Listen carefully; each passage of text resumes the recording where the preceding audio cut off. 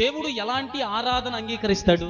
డబ్బులు తీసుకున్నావని సప్పట్లు కొడుతున్నావు, ఇష్టం ఉన్నా లేకపోయినా ఏదో ఒకటి ముందు ఓటైని గెలిస్తే సాల్లే అని అనుకోవటానికి ఇది రాజకీయంగా స్తుతిస్తూ ఉంటారు, ఏడుస్తూ ఉంటారు, స్తుతిస్తూ ఉంటారు, ఏడుస్తూ ఉంటారు. పూర్ణ హృదయముతో నేను యెహోవాను స్తుతించెదను, యెహోవా నీ అద్భుత కార్యములన్నిటినీ నేను వివరించెదను. ఈ వాక్యం చెప్పే ముందే మనమందరం కూడా ఆరాధన చేద్దాం, ప్రభుని స్తుతిద్దాం అనగానే అందరూ లేచారు, నాతో కలిసి పాట పాడారు, చాలా మంది చప్పట్లు కొట్టారు, చాలా మంది స్వరం తెరిచి కొంచెం బిగ్గరగా పాడారు, ఏదో మొత్తానికి కళ్ళు మూసుకున్నారు. హల్లెలూయా, హల్లెలూయా. ఇక్కడ ప్రశ్న ఏంటి అని అంటే, మనం చేసిన ఆరాధన ఏదైతే ఉందో, మనం చేసిన స్తుతి ఏదైతే ఉందో, మనం చేసిన ఆ దేవుణ్ణి కీర్తించిన అనుభవం ఏదైతే ఉందో, అది హృదయం లోపల నుండి వచ్చిందా, లేక సాధారణంగా మనం దేవుణ్ణి ఆరాధించామా? దేవుడు ఎలాంటి ఆరాధన అంగీకరిస్తాడు? దేవుడు ఎలాంటి స్తుతిని తీసుకుంటాడు? నువ్వు కొట్టే ఎలాంటి చప్పట్లను ఆయన అంగీకరిస్తాడు?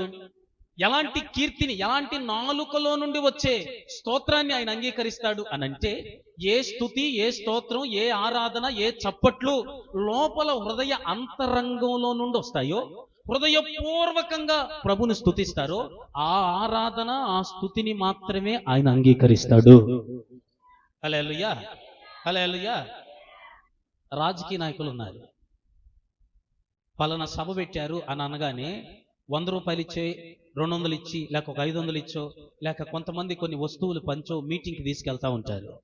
తీసుకుని వెళ్ళిన తర్వాత రాజకీయ నాయకుడు అలా కూర్చోగానే వీళ్ళకు ముందే కొన్ని గైడెన్స్ ఇస్తారు. రాజకీయ నాయకుడు వచ్చేటప్పుడు కేకలు వేయాలి, విజిల్ వేయాలి, సప్పట్లు కొట్టాలి అని అనగానే, రాజకీయ నాయకుడు రాగానే విజిల్ వేస్తూ ఉంటారు, సప్పట్లు కొడతారు. ఇప్పుడు నిజం చెప్పండి, కొట్టే సప్పట్లన్నీ హృదయపూర్వకమైనయేనా? వేసే కేకలన్నీ లోపల నుండి వచ్చాయేనా? లోపల నుండి వచ్చాయా? డబ్బులు ఇచ్చారని కేకలేస్తున్నావు, డబ్బులు తీసుకున్నావని సప్పట్లు కొడుతున్నావు. అసలు ఒక మాట చెప్పు, నిజంగా ఇష్టం ఉండి వెళ్ళారు వాళ్ళు? ఇష్టం ఉండాలి, ఇష్టం ఉండి వెళ్ళే వాళ్ళు కొంతమంది, డబ్బులు ఇస్తే వెళ్ళే వాళ్ళు ఎక్కువ మంది. ఇప్పుడు ప్రభు కోరుకుంటుంది ఏంటి? నీ ఆరాధన హృదయపూర్వకంగా, మనస్పూర్వకంగా, నీ అంతరంగపు లోపల నుండి నువ్వు చేసే స్తుతి, నువ్వు చేసే ఆరాధన, నువ్వు పాడే పాట, నువ్వు కొట్టే చప్పట్లు లోపల నుండి రావాలని ప్రభు కోరుకుంటున్నాడు. ఆ ఆరాధన దేవుడికి కావాలి. హల్లెలూయా, హల్లెలూయా, హల్లెలూయా. ఇష్టం ఉన్నా లేకపోయినా ఏదో ఒకటి ముందు ఓటైని గెలిస్తే సాల్లే అని అనుకోవటానికి ఇది రాజకీయం కాదు.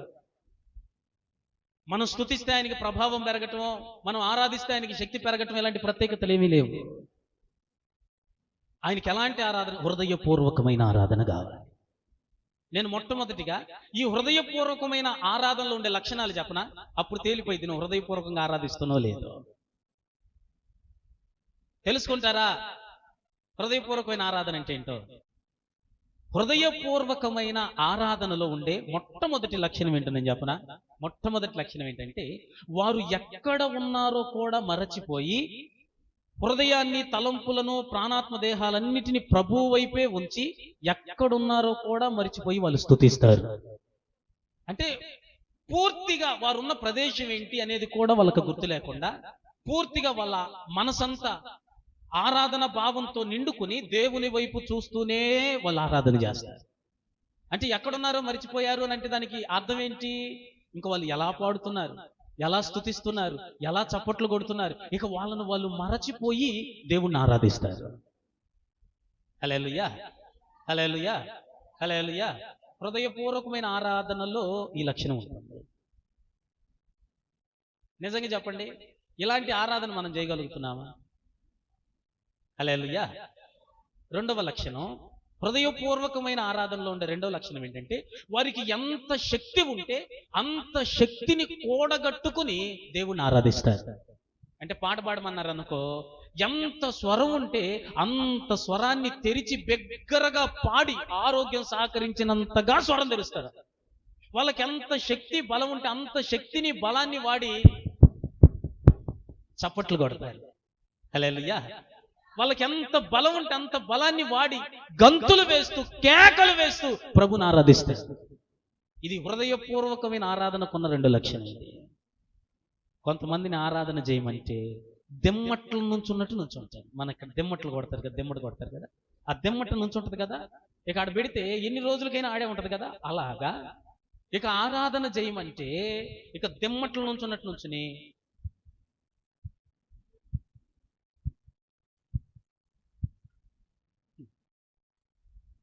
నేను ఎక్కిరిస్తున్నానని దయచేసి అనుకోకండి, మీరు అర్థం చేసుకోండి బిడ్డలారా.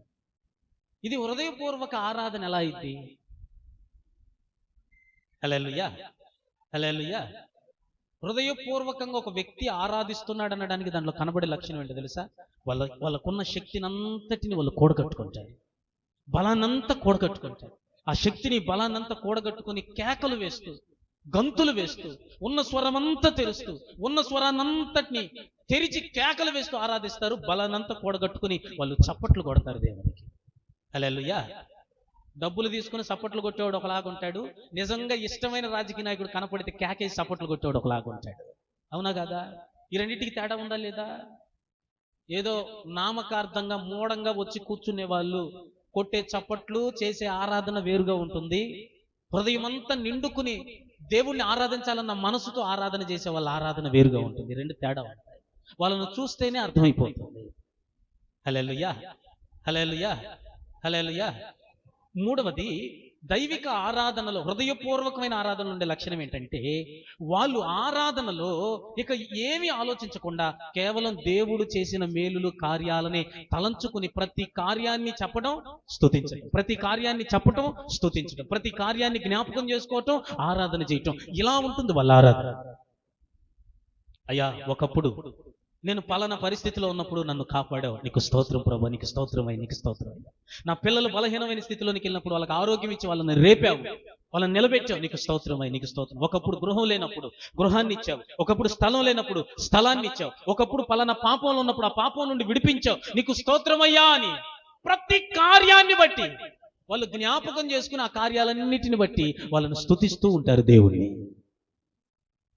హల్లెలూయా, హల్లెలూయా, హల్లెలూయా, హల్లెలూయా, హల్లెలూయా.